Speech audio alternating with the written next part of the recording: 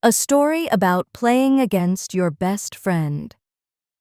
Have you ever played a game against your very best friend where one of you had to win and one of you had to lose? It can feel a little tricky, can it? In the middle of Sunny Meadow, two best friends were about to play the biggest game of their lives. Boris the Badger and Fletch the Fox were the best of friends. They did everything together. But today, they were on opposite teams in the Great Meadow Berry Ball Championship. Boris was the best defender on the blue team, and Fletch was the best scorer on the red team. They were both amazing players, and they both really wanted to win. The game was thrilling. The score was tied, and there were only a few seconds left. Fletch, with the berry ball, dodged and weaved, running towards the goal.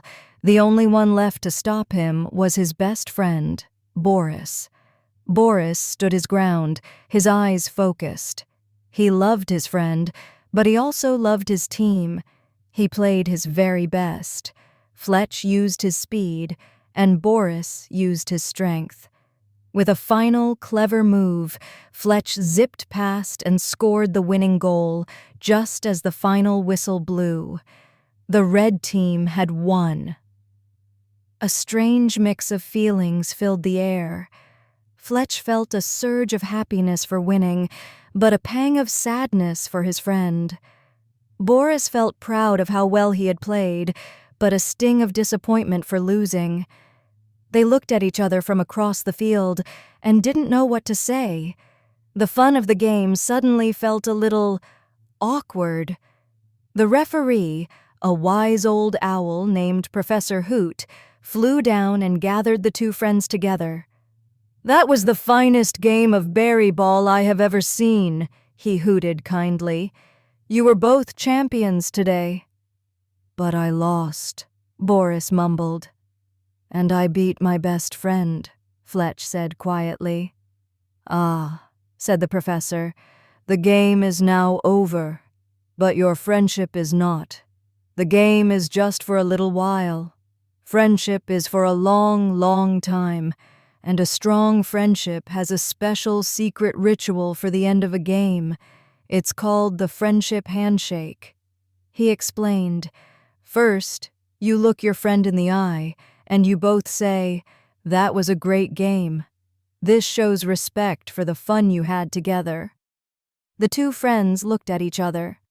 "That was a great game," they said at the same time, and they both meant it.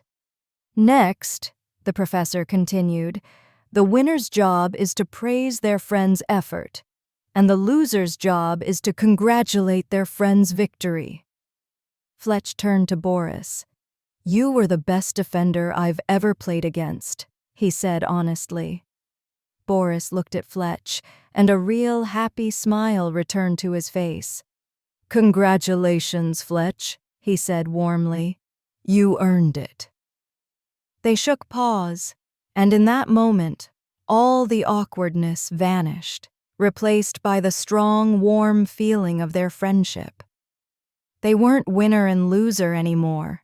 They were just Boris and Fletch. They learned that day that it's fun to play hard and it's fun to win, but the most important part of any game is being able to shake your best friend's hand at the end and get excited for the next game you'll play together.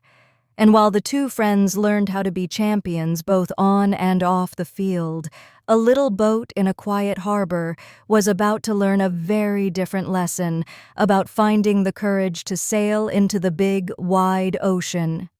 Subscribe to Storiella so you don't miss his big adventure.